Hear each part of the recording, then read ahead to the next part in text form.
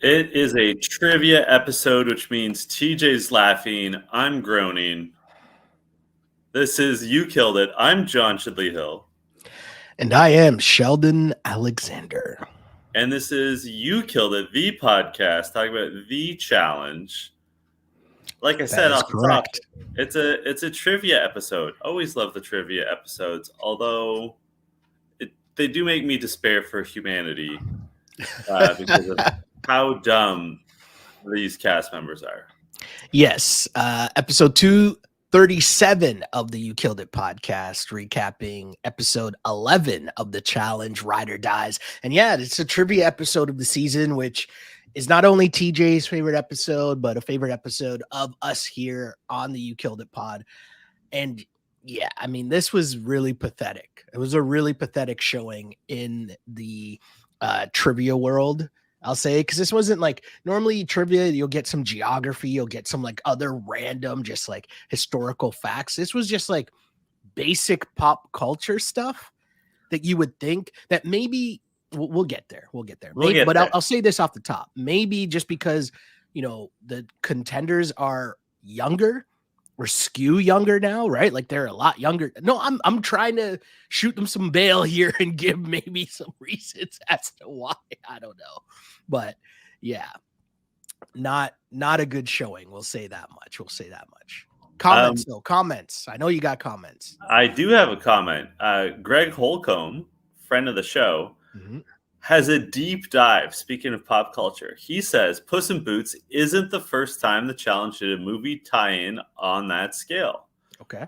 Way back on Extreme Challenge in 2001, Chris Klein and LL Cool J met the teams for a rollerball-related mission. The competition took place on the movie set, supervised and trained by the film stunt coordinator, doing things that were based on what would be taking place in the movie itself. Road Rules won the competition, and the director was so impressed by Team MVP Christian that he gave him an uncredited role in the film. The episode concluded with a shot of Christian months later on set in full wardrobe and makeup. That is an incredibly deep dive. Yeah, that is a solid. Like, I wonder if my guy just happened to be like rewatching that season, or if this is just like knowledge off the top of his head. Either way, that's incredible. I think Greg has that incredible knowledge. Okay. Like, I think he just knows it in his heart. I think he is well above average in terms of his understanding of or his knowledge of challenge trivia.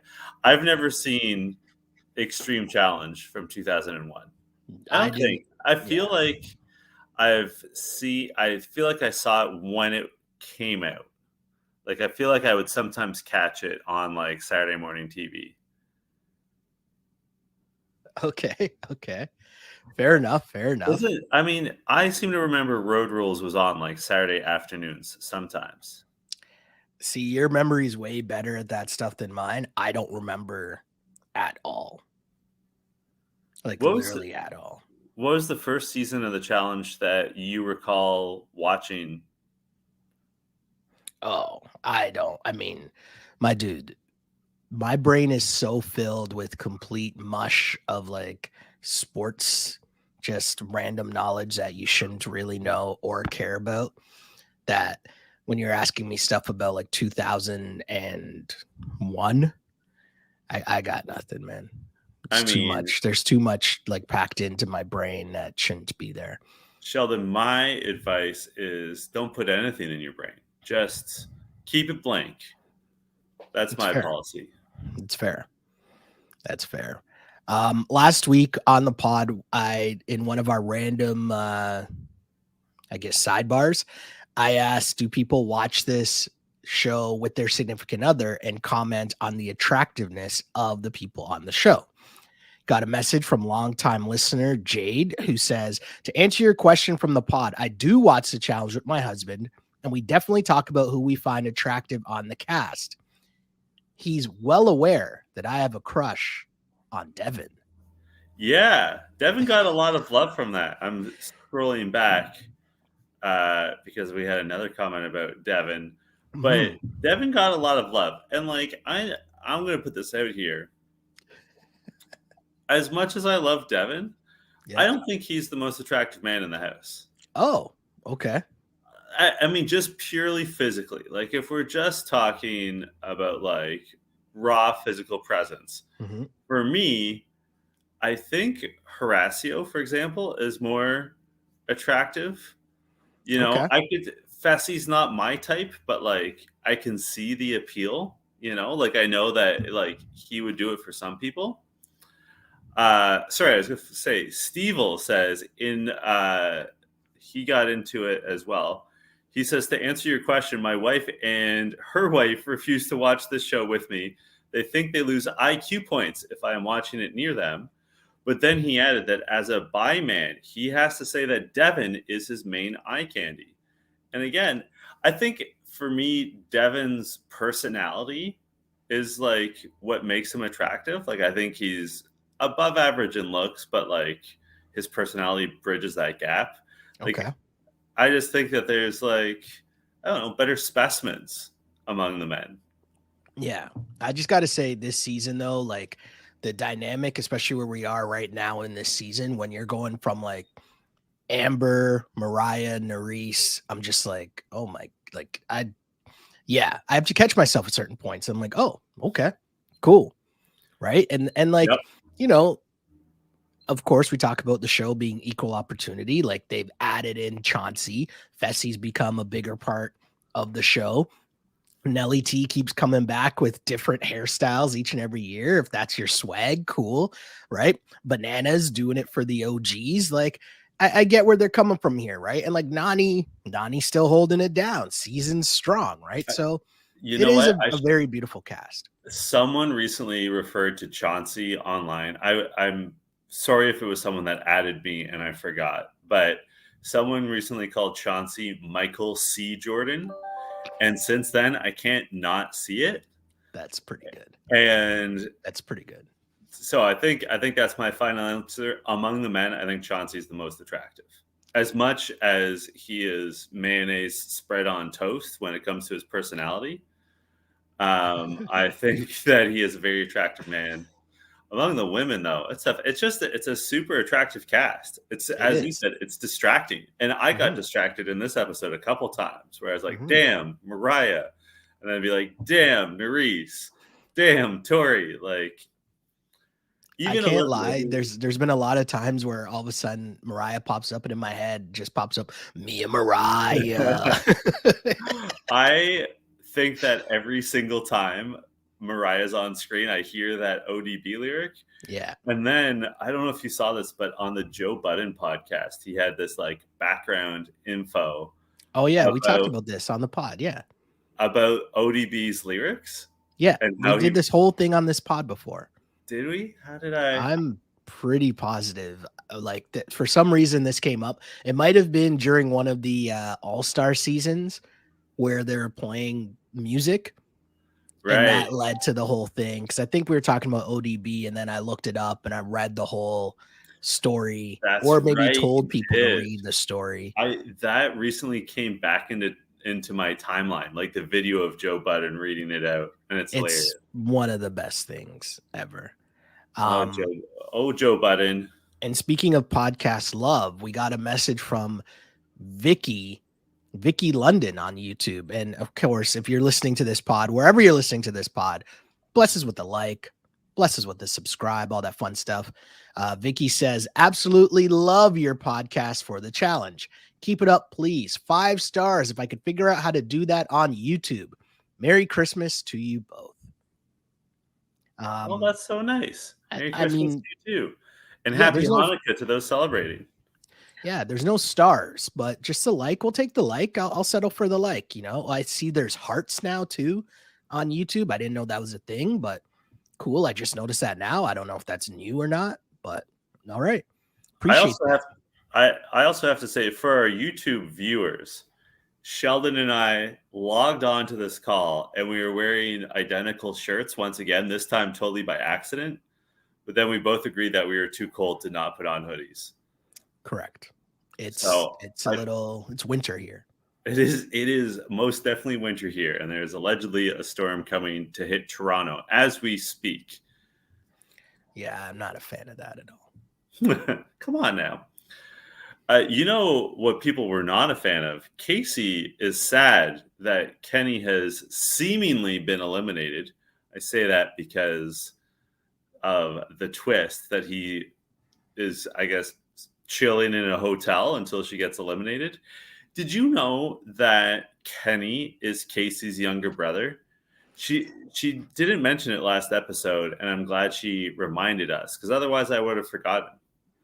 I would just like to say way too much Kenny talk and way too much Casey talk. Like Casey has done literally nothing this whole season. Well, I mean, she did a lot in this episode, which we'll get to.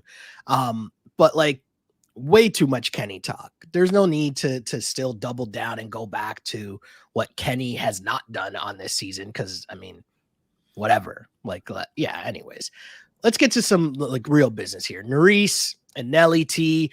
We get the setup of where this episode is going as they both kind of feel like their ride or die pair is at the bottom of the totem pole, so to speak, right? They both feel as if both sides, Nelly didn't feel like he was part of the conversation last week, and Nerys feels as she might be at the bottom of her team as well. But Nelson brings up the fact that Aneesa and Tori are the snakes. I wonder what about Fessy. But then we realize later on Fessy's kind of role in all of this, right? Because you got Fessy and Bananas. They're also talking about Nerys and how she should be worried.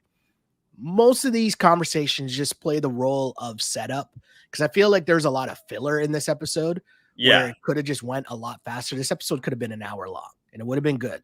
So let's get to the trivia. Because does anything happen that matters in the beginning there to you? There's something I wanted to talk about with Nelson, and that is I'm just going to dunk on Nelly T for a second here. Oh.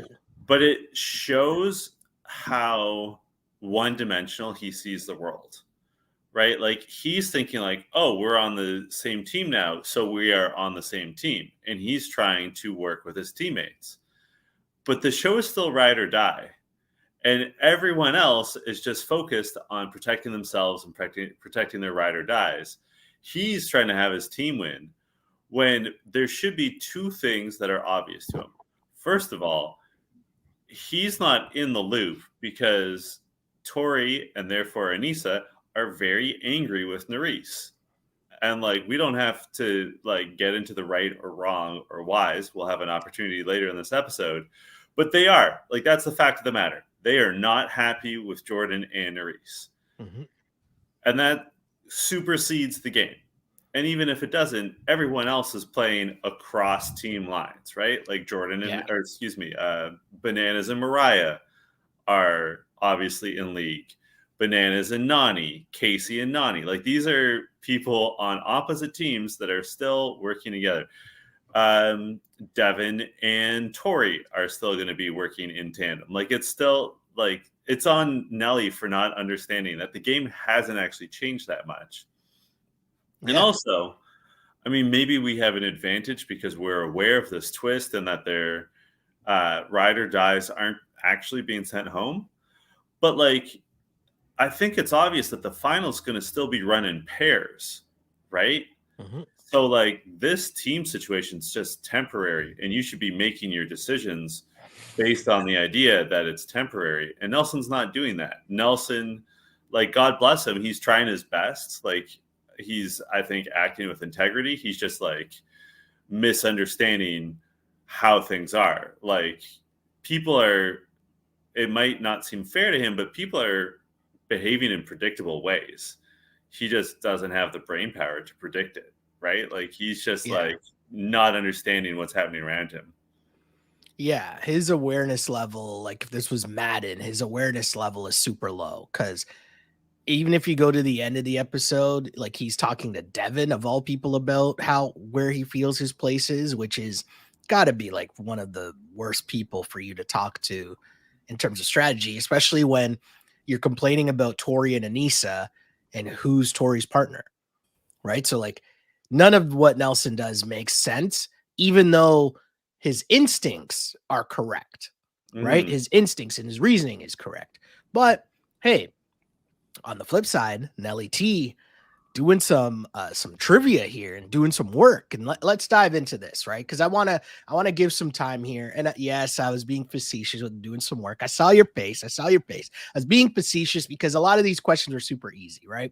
But let's get to this. It's called Spin Class, and each team is on a massive, massive wheel. They seem to be at some theme park of some sort, but each team, you're like strapped to a massive wheel. The wheel spins. When the wheel stops, whichever player it stops on, you get asked a trivia question. If you get the question right, cool, you get a point. 5 points, you win. If you get a question wrong, the wheel spins for an additional 30 seconds to make the rest of your team dizzy. One thing I'll give them credit for is clearly the wheel wasn't spinning that fast, because I mean, clearly it's a liability, but I do enjoy the fact that they sped it up in editing to make it look a little crazier than it probably actually was. See, you say give them credit. I actually have in my notes that I thought it was lame that teachers is like, oh, these go really fast, and then they had to speed it up because they're going so slow. I was trying to give them some credit. I'm looking out for my production team here, okay? I'm giving my production team some credit, okay? Because I understand what they're doing. They're probably watching the edit and they're like, this looks really slow and this doesn't look like anything at all. Let's speed it up and just make it look better. Who cares? I'm with them. So this too goes back to what we were talking about from last week, where we discussed the fact that they were obviously going to come back this week with a challenge that wasn't geared towards, Fessie's strength, Fessie's team strength, right? The brains versus brawn. And if last week was all about brawn and strength and pushing people off the platform and sort of the wrestling match, this one was going to be about brains. And I use that term loosely because let's go through some of these questions. And I know this first one. I'm sorry. Before we even get into that, even like off the hop, as they're doing their like psych up straight to cameras conversations, there's a few indications that this is going to go badly. For example, Nerys talks about how, she's good at trivia and, they've got the brains, even though the other team might have the bronze. It's like bronze. Brawn is still the plural. Like, it's not bronze. It's not the metal. And then Nelly says brexifix instead of breakfast. Like, off to a rough start when you guys aren't even pronouncing words correctly. Like, this is not an inspiring performance by anyone.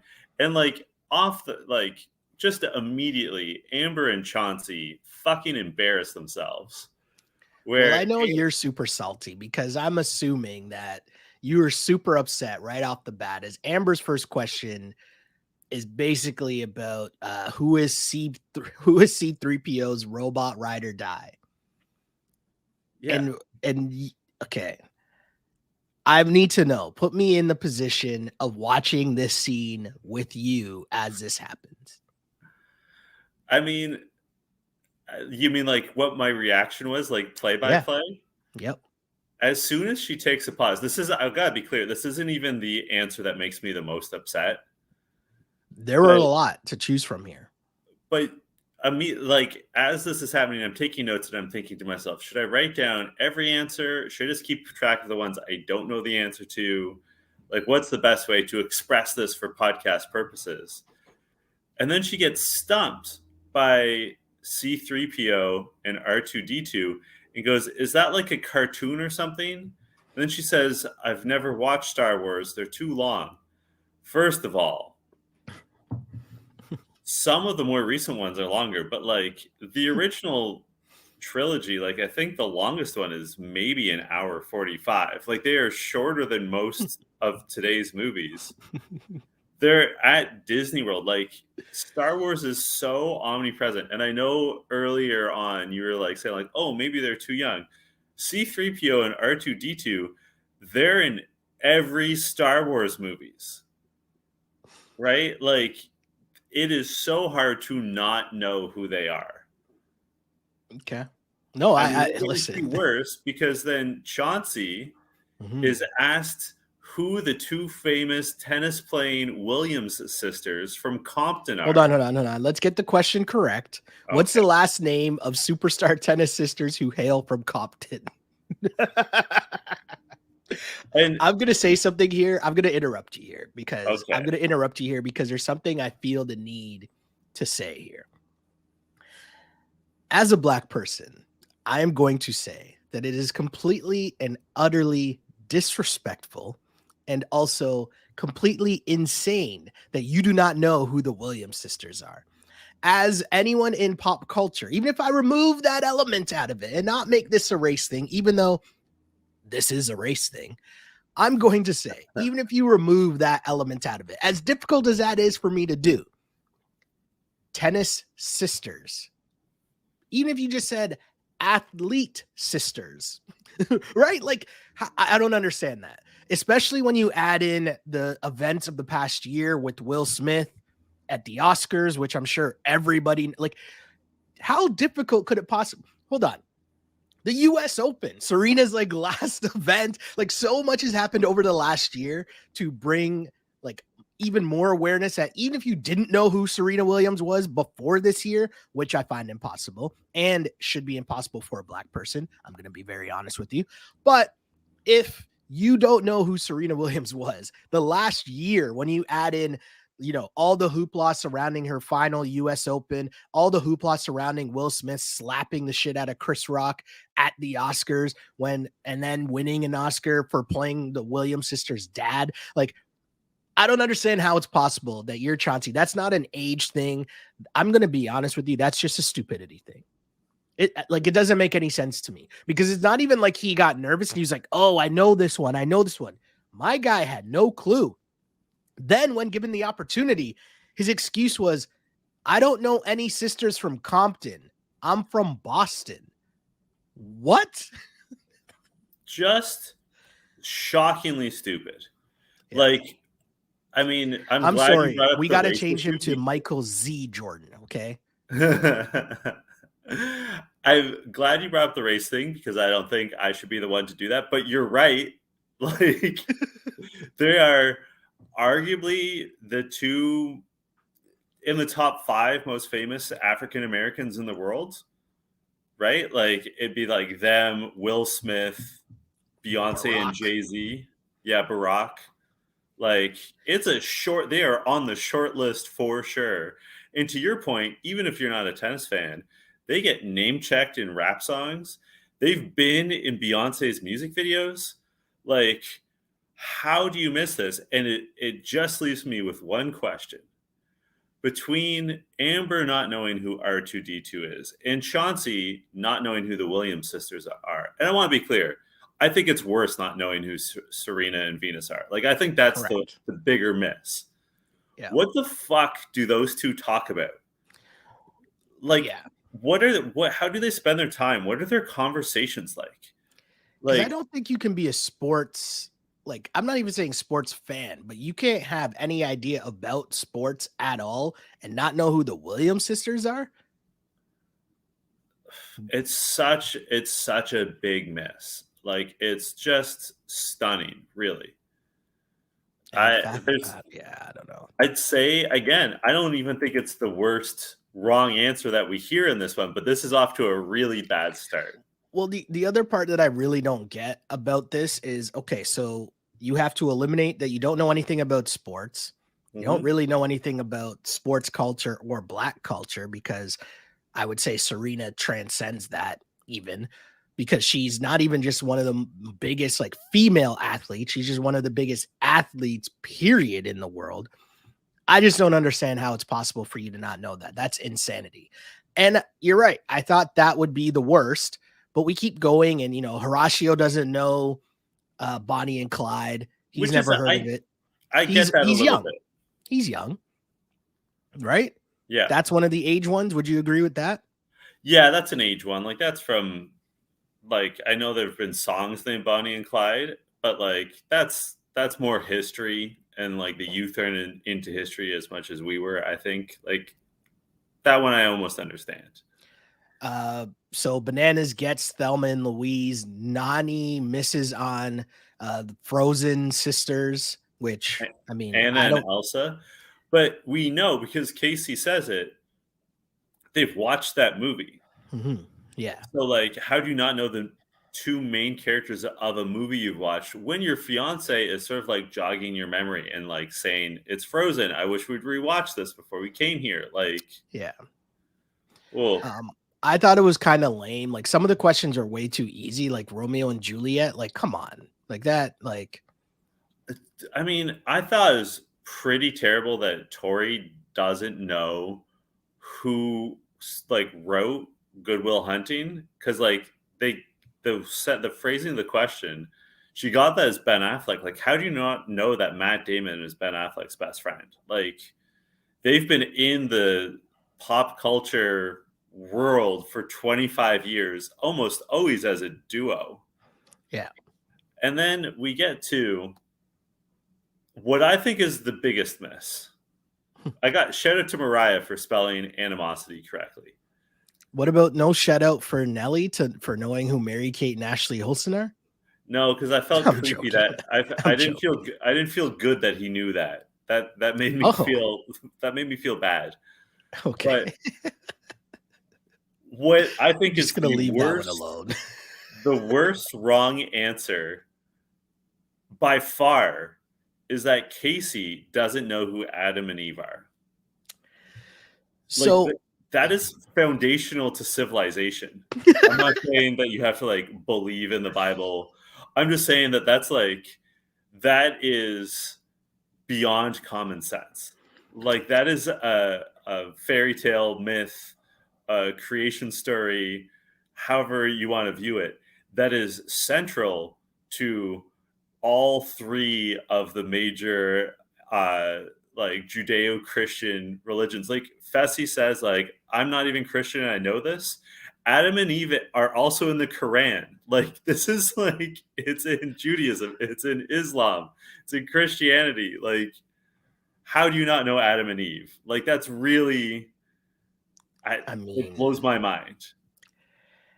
yeah, that's a real tough one, right? Like even if you just didn't understand, like I really don't understand how that was possible, and it was so bad, in fact, that while it was happening, and they were doing the tease to break, I was like, come on, guys! Like normally you guys are a bit better with your teases to break in terms of trying to trick me into them not getting this answer. It's not possible that she couldn't know the answer to this. Like, I what are we mean, doing here? And it comes back, and I'm like, really? We have to like replay this bit for her to be like, oh yeah, it's Adam and Eve, and then she didn't know. I mean, we were talking like we were just dunking on Amber and Chauncey for not knowing about R2D2 and C3PO and Serena and Venus Williams. Those references are like 40 and 25 years old at the oldest, right? Mm-hmm. Like that's when we first started hearing about Serena and Venus. People have been telling the story of Adam and Eve for millennia. For literally thousands of years. It's pretty good. Well, Like that is such like put it this way, what is a more common story to know than the story of Adam and Eve? honestly, like the second easiest question asked was probably the Romeo and Juliet. Yeah. Right. But yeah, it was insane. But I have something big here that I want to talk about to wrap this up, because this all came down to the very end. You know, you had Fessy's team get out to an early lead. Then you had Mariah's team make a comeback, and it was tied. And we end up in round 10. And basically, the next correct answer wins. And your man's Devin gets asked a question about which hip hop super team collaborated to make up the song Empire State of Mind. And anyone who listens to this pod, or you could be watching this video right now, and again, a reminder, if you are, click the like button. But if you are watching this video right now, you notice that there is a man over my shoulder. His name is Sean Carter, might be also known as Jay-Z. And so I want to say off the front end that I am removing my bias out of this, right? Because I feel like come on, this is a pretty easy question. Who made the song Empire State of Mind? Okay, so I'm removing my bias and my love for Jay-Z out of this. I'm being very serious when I say this. I think that Devin threw this and got this wrong on purpose. Oh. Because I think that if you are of a certain age, you definitely know who made this song. This song, if you were outside when this song came out, you could go anywhere in the world and that song was being played. And you know that is not Rihanna. No. Everybody knows it's not Rihanna. Devin, I think, is throwing this. And the reason I think Devin is throwing this, because he wanted to make sure that he could help Tori and Anissa get Nerese up out of here. I think this was all part of their plan to get Nerese out of here, because we know, and especially how the rest of this episode plays out, we know how salty Tori is about having Nerese in the house and how mad she is about this. And now Devin has an opportunity to make his team win. And if he makes his team win, let's think about it. Who's probably most likely to be getting thrown into the elimination if it's the other team scenario? Could probably be Tori. Tori is not a fan favorite of anyone. So, Devin, shoot first. Yeah, let's take Nerese out. He knows that even if it goes to the next week, the following week, the other team's already proven they're not going after Devin or Jordan. They've already proven that last week. So he's feeling a little bit of a sense of comfort here. I refuse to believe that Devin, who is of age and who was outside when Empire State of Mind came out, I refuse to believe that Devin doesn't know that that's Jay-Z and Alicia Keys and not Jay-Z and Rihanna.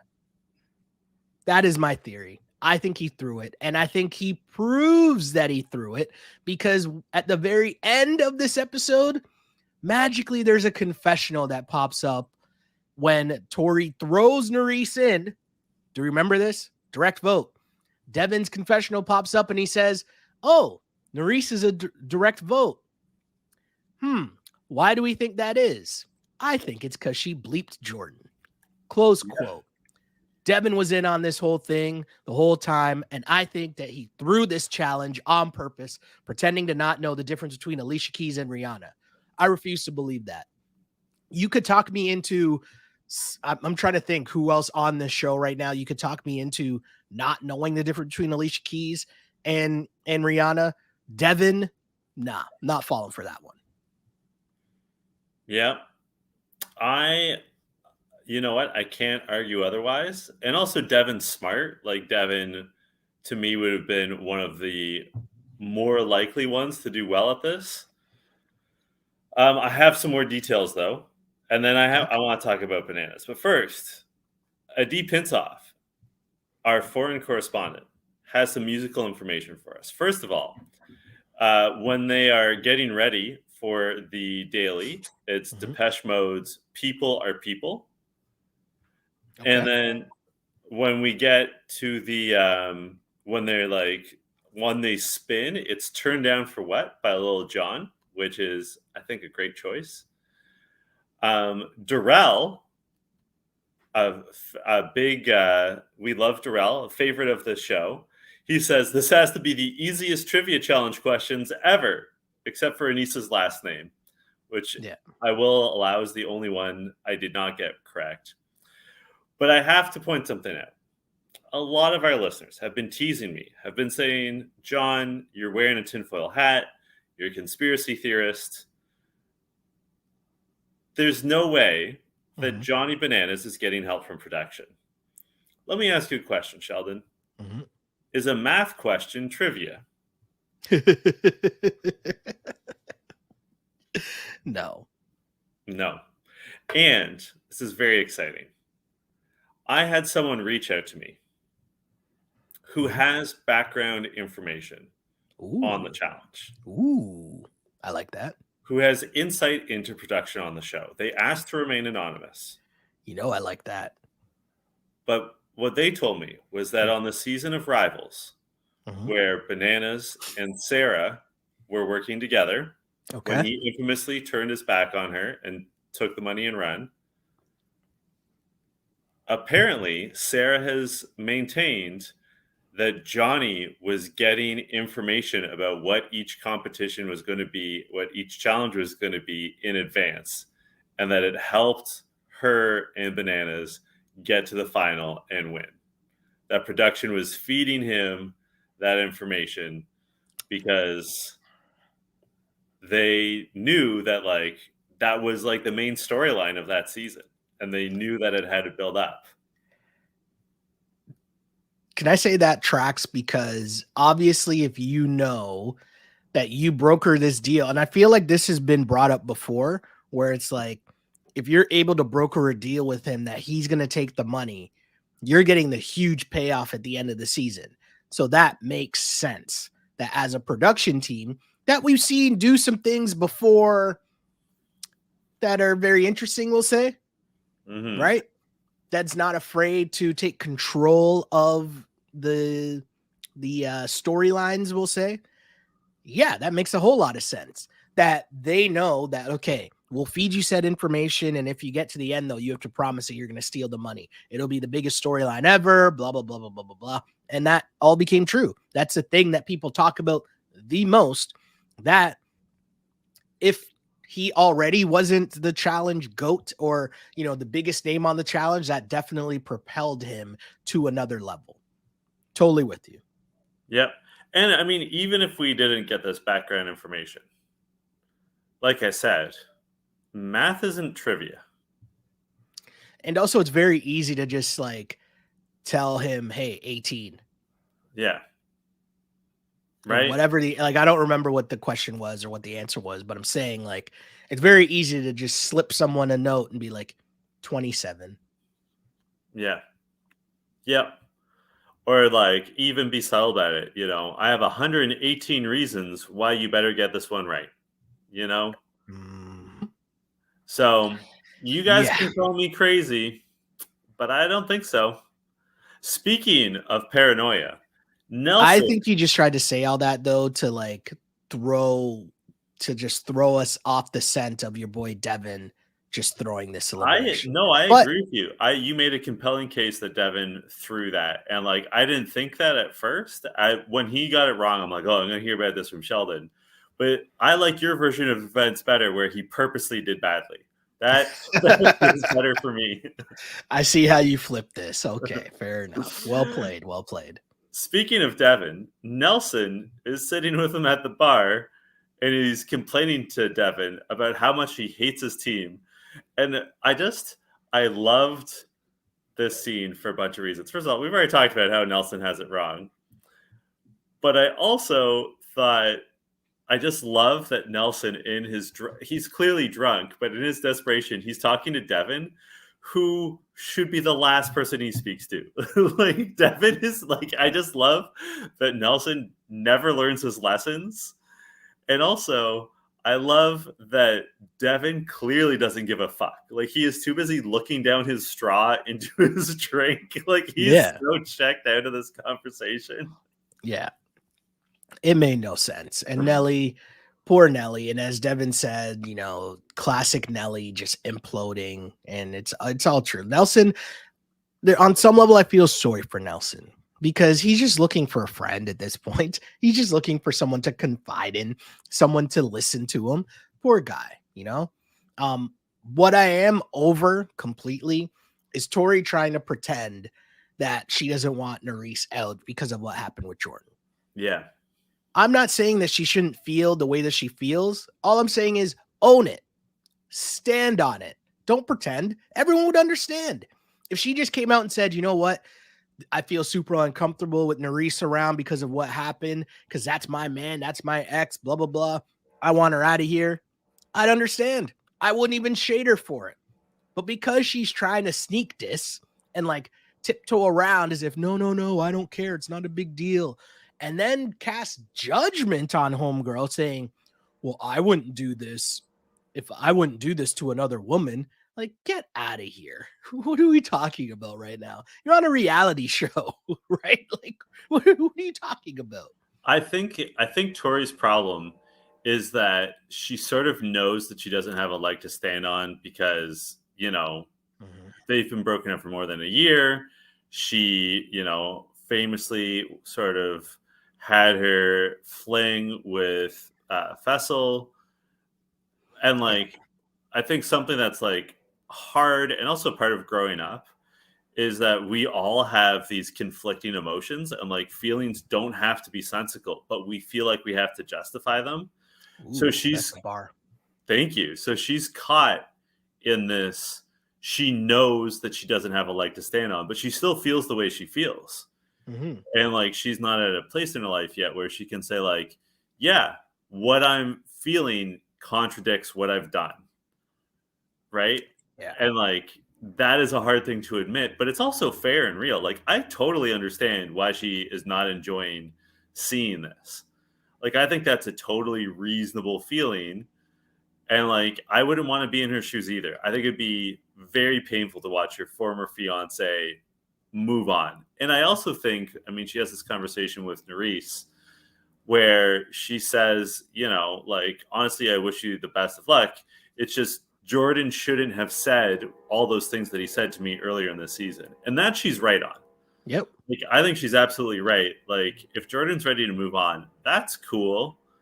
But he shouldn't have had her in his bed, right? Like, he shouldn't have told her he loves her. Like, he should have gone about things differently. Or he should have more empathy and be like, yeah. Or he should say to her, like, yeah, when I saw you, all these feelings bubbled up. But the more time I spend with you, the more I am reminded why we're not together. Right? Like, it's a complex situation, and I understand why she feels the way she feels. All facts. Yeah. What did you think of Nerys approaching her about this, though? Yeah, I thought it was totally fine. Like, I think like it's good to clear the air and kind of like, you know, just open the line of communication so that there's some level of understanding. And if I feel like if you're Nerys and you feel a certain way about it, or you feel like it's a conversation that should be had or needs to be had, I have no issues with that. Going to Tori and saying, hey, for my role in this, for how awkward it's become, like, you know, I apologize. And I thought that was something that she didn't need to do. But if she feels like it is, then cool. My one worry, I'm curious about the timeline here, is I wonder if this happened like as they showed it, meaning just before the opportunity of them putting her in, sending her directly into the elimination. Like, I wonder if that's the actual timeline that it happened, or if it was a conversation that just happened at some other random point, but they just showed it to us now. Because to me, that matters, right? Yeah. If it's literally right before they're about to make a decision to put her in directly into the elimination or not, that to me lessens the sincerity that Nerys is coming into the conversation with. If Yep. this was a conversation that happened before, cool, it comes off as more sincere, but we don't know that. I do feel like Tori is the kind where if it was right before the possible elimination vote, I feel like Tori would have said in confessional, "Oh, I see how it is. Nerys is just trying to like heal things up to stay out of elimination." Like I feel like we would have gotten that, and we didn't. Mm-hmm. I do wonder if there was some sort of escalation. I don't want to make it sound like Jordan and Nerys had sex in the house, but like, Well, that's what Devin said. I mean, that's what Devin said. And like maybe Devin was exaggerating. All I'm saying is like I wonder if there was some sort of turning point between Jordan and Nerys where Nerys was like, ugh, like things are getting more real. I should do the respectful thing. Like I just wonder what the impetus was to have that conversation now, well, it's presented as now, rather than earlier. Yeah. I mean, I do find that part interesting for sure in terms of how that went down. I thought it would have made for a better moment in the deliberation, but the deliberation was pretty weak, to be honest. I thought the biggest part of that was the full-on breakdown from Nelson, where he says, listen, you guys can put, first off, I like that Nelson addressed his team straight up and just said, hey, guys, I thought it was a little messed up that we all pretended like we didn't know, and I didn't know what we were doing until it actually happened. And Tori acknowledges that they did that purposely. Well, she acknowledged that to us, the viewer, Nelson doesn't know that, but I give Nelson credit for bringing that up in front of everyone. Right? Yeah. We diss Nelson a lot, but I think he handled a lot of this well. Same goes for Fessy, because Nelson makes a good point. You guys can decide to throw down whoever you want, but I think that we should make it based on what the elimination is. So you guys just want to straight throw in Nerys, but if the elimination is a puzzle, I think you should have another backup plan, because then she should be coming, like she's going to be the favorite to win that. So that should blow up your plan. But really what he's trying to do is he's trying to get them to acknowledge, oh, you guys just want to put Nerys in no matter what.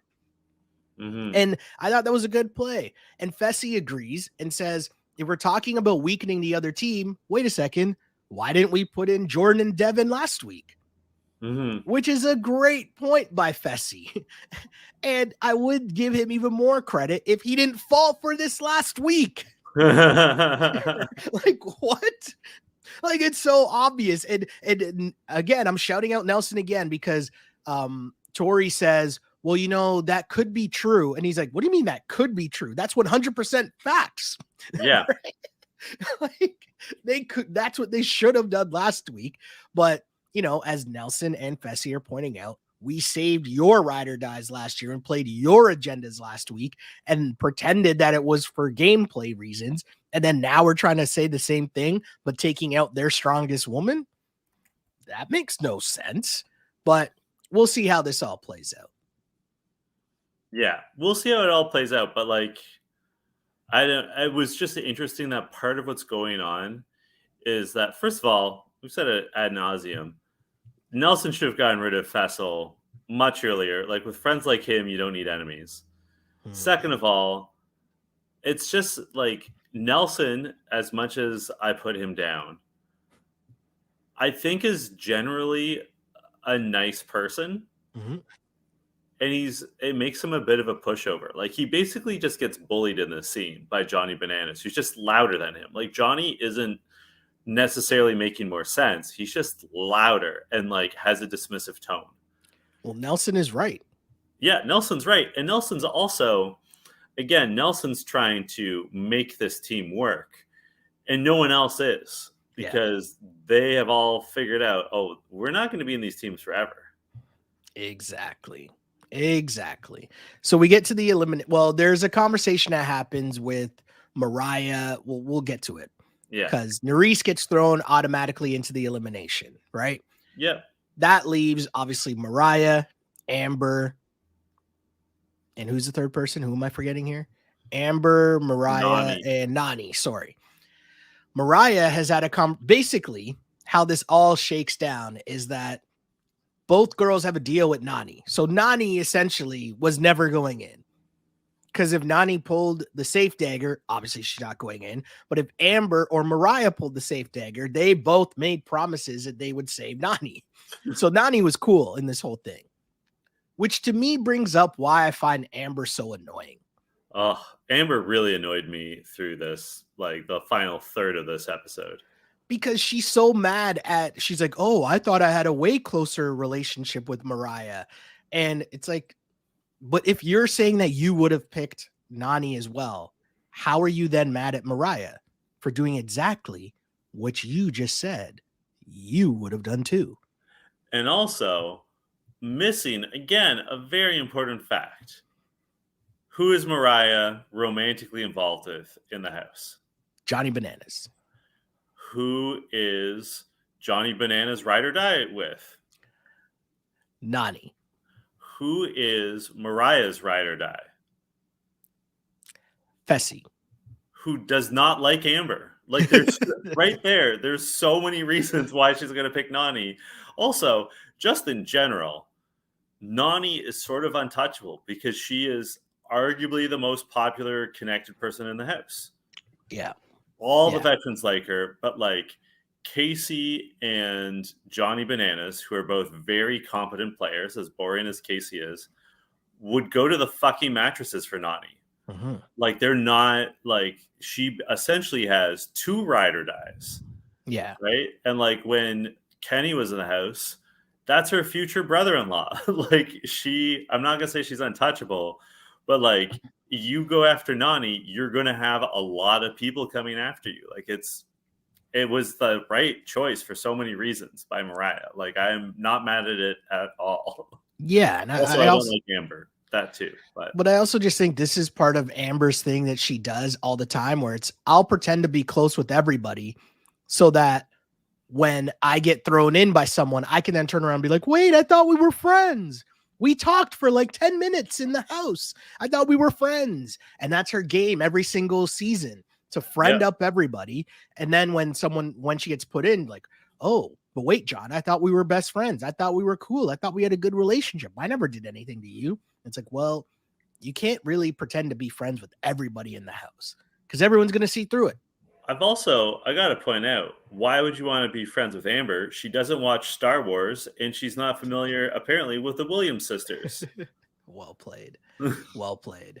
So the elimination, it's a good old fashioned pole wrestle. It just is a little different where there's a bunch of handles on the ball.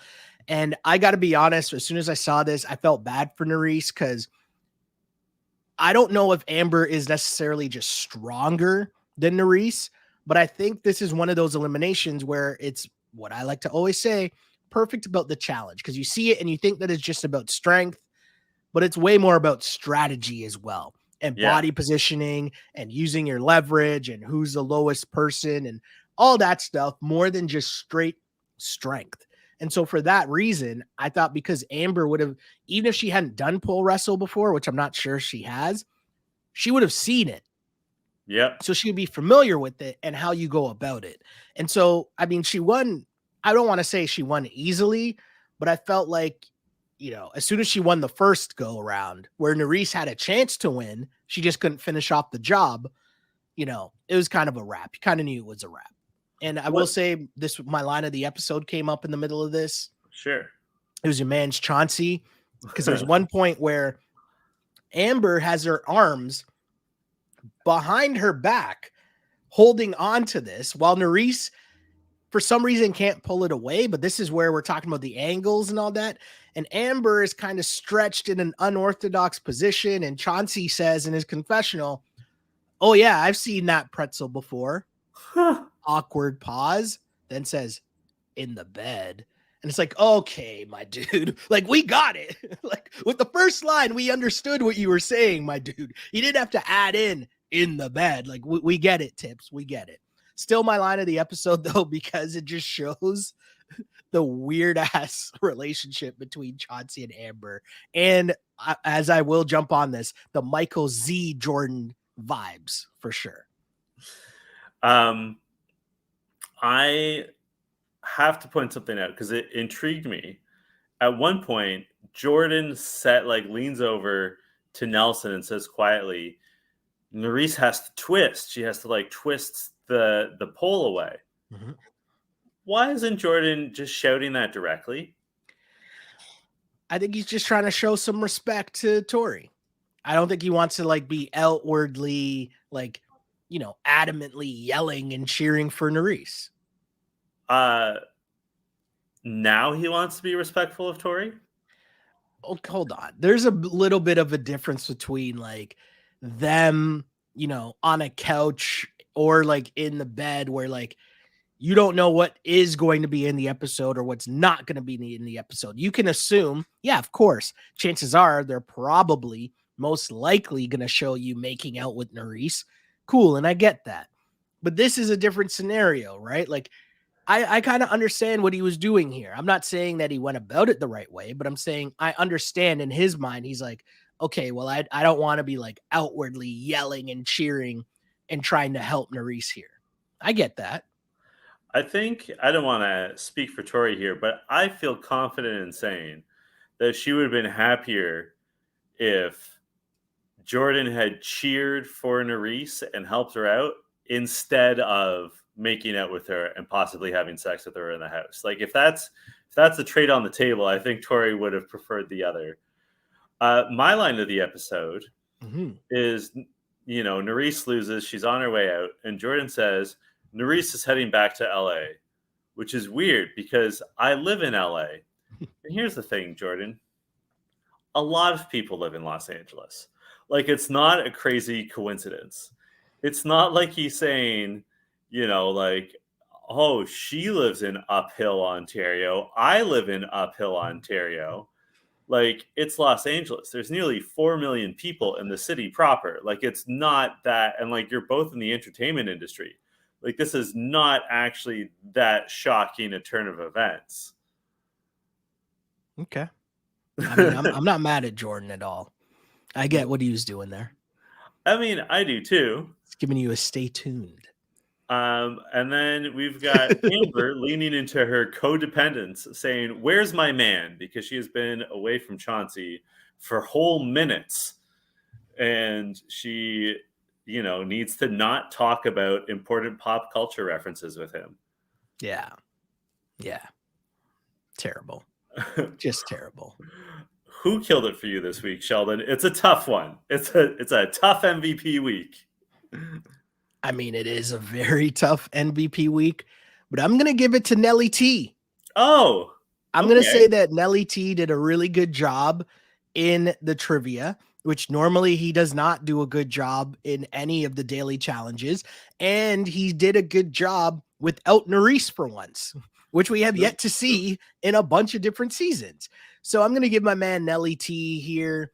He killed it in this episode. And I also think that minus the Devin sort of meltdown, I like the fact that he's standing up for himself and realizing, like, listen, what are we doing here on this team? Like, we're either going one way or the other. And even if we're going the other way, at least let's be honest about it. And I appreciate that from Nelly T. Yep. And obviously I don't want to give Amber any credit. That's fair. I am going to give an LVP. Sorry. I have a better reason too. Sure. My overall number one reason for giving Nelson the MVP of the episode and saying that he killed it is because he brought Nerys into our challenge lives. And for that, Nelson, you definitely killed it. And I appreciate that. Thank you. I'm giving an LVP to all of them because that showing on trivia was pathetic. I would be fucking embarrassed, not just to have gotten a question wrong like that, but like I wouldn't even want to be on that wheel and know that like as a group they are dumb and ignorant. Like that was such a pathetic showing. Mm-hmm. Basically across the board that, I mean, I haven't had a lot of time to go through like all of their tweets, but I hope every one of them is apologizing to us. I mean, like Steve-O made a joke about how like when he watches it with his wife, or she doesn't watch with him because, she says that it kills brain cells, it lowers IQs. Mm-hmm. She has a good case with this episode. Like, we are all dumber having watched that trivia. That was so bad. Correct. So LVPs across the board. No, totally fair. Where can the good people find you on social media? Well, you can find me on Twitter at Shell Alexander and on Instagram at Sheldon Alexander. Again, like and subscribe, follow along, rate us, review us, all that fun stuff. Wherever you see this pod right now, if you're still listening to the sweet sounds of our sultry voices, bless us with the like. Costs you nothing. Super easy. That's how you support the movement, the pod that is the You Killed It podcast. And I just want to say thank you to all our listeners. Really appreciate you guys and gals and everybody listening. And when we see messages, put a smile on my face and we read them all. We see them all. Appreciate that. Where can the people find you? They can find me on Twitter and Instagram at JChidleyhill. If you're celebrating, have a Merry Christmas. If you are Jewish, have a Happy Hanukkah. Enjoy yourself, whatever your religion or beliefs may be. Have a happy holidays. And until next week, this is You Killed It. You Killed It.